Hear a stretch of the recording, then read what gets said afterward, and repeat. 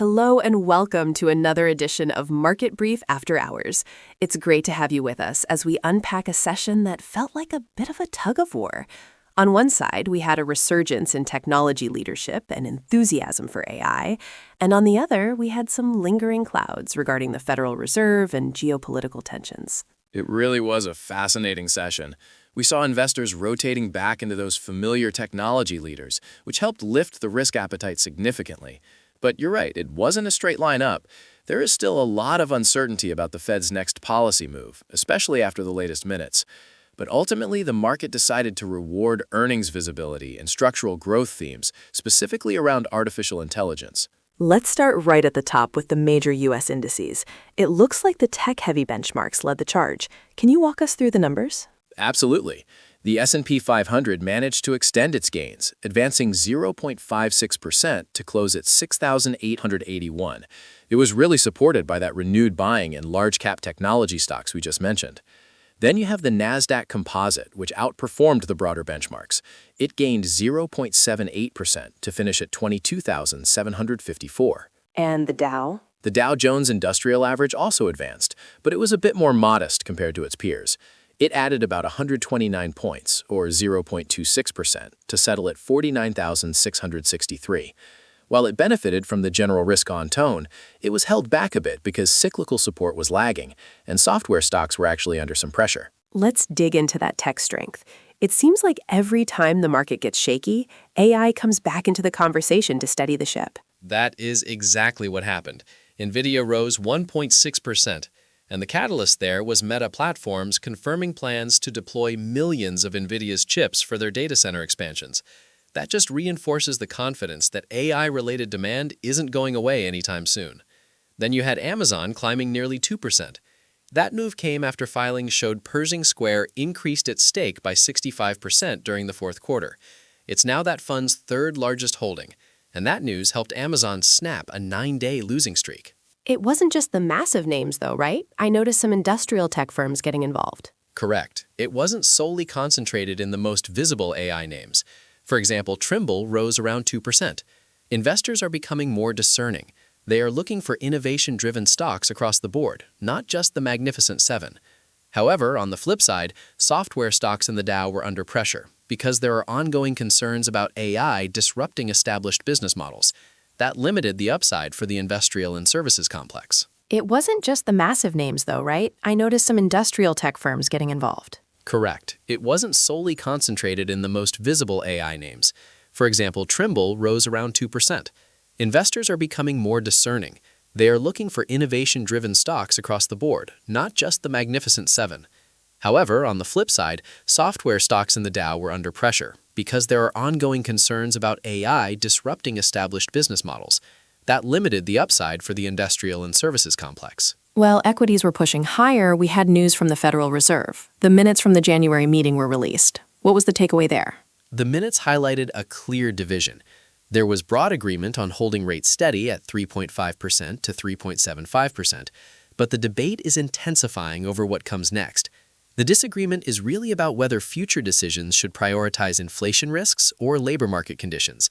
Because of that uncertainty, U.S. Treasury yields moved higher. The 10-year yield rose more than 3 basis points to 4.087%, and the 30-year climbed above 4.711%. Even the 2-year edged up to 3.468%. And we had some mixed economic data thrown into the mix as well. Very mixed. On the negative side, U.S. durable goods orders fell 1.4% in December. That was actually a smaller decline than expected, but it shows weakness in transport equipment. But then, looking at the positives, industrial production rose 0.7% in January, the strongest increase since February. Manufacturing output was up 0.6%, and housing starts surprised to the upside, rising 6.2% in December. So we have a resilient economy, which complicates the Fed's job even further. Let's shift our focus internationally. It seemed like a very strong day for European markets. It was a rally across the board in Europe. The STOXX 600 rose 1.2%. The catalyst there was inflation data reinforcing expectations for rate cuts. In the UK, inflation eased to 3.0% in January, down from 3.4%. That's the lowest reading in 10 months.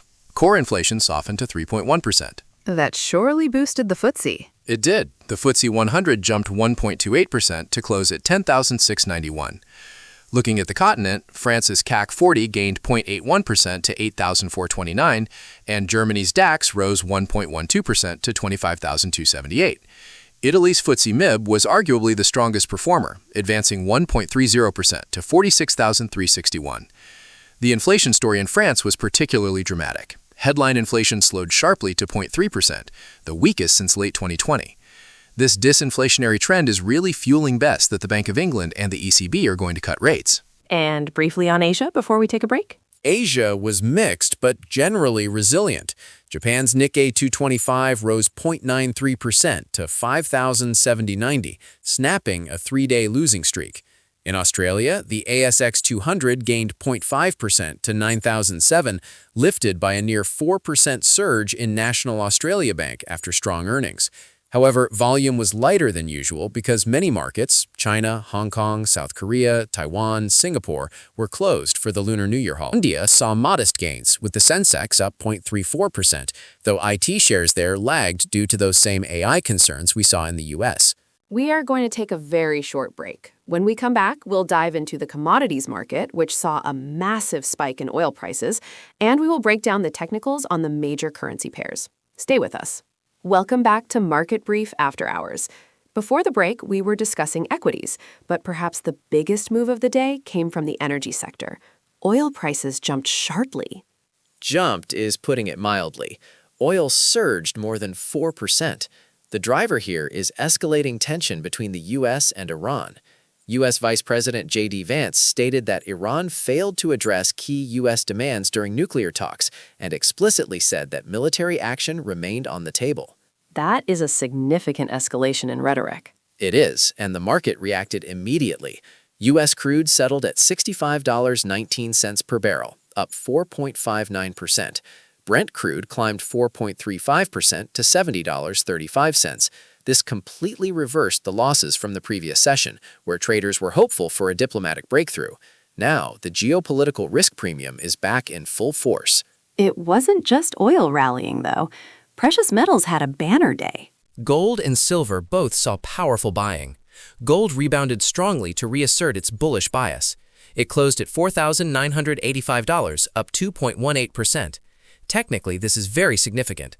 The price is firmly above the 50-day moving average at $4,648, as well as the 100-day at $4,353 and the 200-day at $3,872. The structure of higher highs and higher lows is intact, and momentum has turned decisively higher. And silver? Silver actually outperformed gold, surging 5.21% to settle at $77.33. It was a volatile session, ranging from $72.33 all the way up to $78.33. It held well above its 100-day moving average of $65.05. However, it is currently sitting just below the 50-day moving average at $79.80. That 50-day line is now the key upside hurdle to watch. If it breaks that, we could see another leg higher. Let's move into the Forex market. There are some interesting technical developments happening with the major pairs, particularly the euro. The euro is under sustained selling pressure. The euro-USD pair closed at 1.1784, down 0.60%. The key technical takeaway here is that it has slipped below the 50-day moving average, which sits at 1.1767. While it's still holding above the 100-day at 1.1688 and the 200-day at 1.1642, the price action has produced a sequence of lower highs since early February. So the short-term bias is bearish? Exactly. It confirms a corrective phase is in play. Immediate resistance is at 1.1858, but the support at 1.1782 is fragile. If it breaks the 200-day average, that would be a critical shift in the longer-term trend. We saw a similar slide in the British pound. Yes, GBP USD settled at 1.3499, down 0.50%. A firm bearish candle pushed the pair beneath its 50-day moving average at 1.3522. That signals growing downside momentum. It is still trading above the 200-day average at 1.3442, which is acting as nearby support, but the short-term structure is pointing to a cautious outlook with lower highs. What about the Canadian dollar? USD CAD rebounded, closing at 1.3699, up 0.46%. It was a strong bullish session, but we have to keep it in context. The pair remains capped below the 50-day moving average at 1.3729. It's also below the 100-day at 1.3868 and the 200-day at 1.3814. The broader trend still favors the downside, with lower highs and lower lows since December. This latest move looks more corrective than trend-changing, unless it can break that 50-day resistance. And finally, the yen. We've seen a lot of volatility there recently. USD JPY rebounded sharply, finishing at 154.80, up 1.01%. It reclaimed the 100-day moving average at 154.68. It is now approaching the 50-day average at 156.00, which is a key resistance level that has capped recent upside attempts. The broader trend remains constructive because the higher lows are still intact, but that 156.00 level is the one to watch. Before we wrap up, let's look at the specific market movers, the single stocks that saw big swings today. We mentioned the AI giants earlier, but there were some massive moves on earnings. Global Payments was a standout. Shares surged more than 16%. The company forecast full-year adjusted EPS of $13.80 to $14, which was comfortably above the consensus estimate of $13.59. Investors loved that outlook.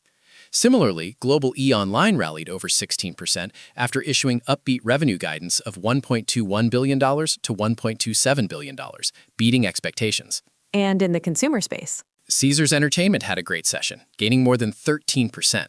They reported fourth-quarter same-store adjusted EBITDA of $901 million, which came in slightly ahead of analyst forecasts. it wasn't all green arrows, though. Who were the losers? Palo Alto Networks took a hit, sliding more than 6%. They forecast full-year adjusted EPS of $3.65 to $3.70, which was below the consensus of $3.87. That weighed on sentiment across the cybersecurity sector. Also, Applied Digital fell over 4%. The news there was that NVIDIA disclosed it had exited its equity investment in the company, which naturally pressured confidence in their near-term growth outlook. So, to summarize, tech is lifting the market despite Fed fears, Europe is rallying on rate cut hopes, oil is spiking on war risks, and the dollar is flexing its muscles against the euro and pound. That is the landscape. Investors are remaining focused on how policy decisions and growth dynamics will shape the direction in the weeks ahead. But for now, selective risk-taking in tech seems to be the winning strategy. We will be here to track it all. Thank you for listening. If you find this useful, please follow Market Brief After Hours. We'll catch you next time.